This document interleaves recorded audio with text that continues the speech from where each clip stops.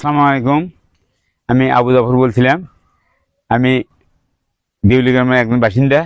আমি পেঁপে আবাদ করছি, কিন্তু পেঁপের ফলন অনেক ভালো।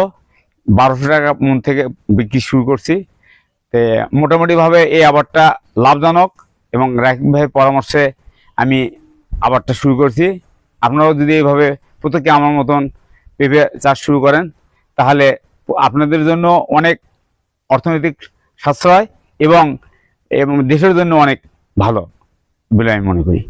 এদিকে আমি প্রায় 15,000 টাকার মতো বিক্রি করছি, এবং আশা করি আরও যা আছে আরও 20-25 হাজার টাকা বিক্রি করবো বলে আমি মনে করি।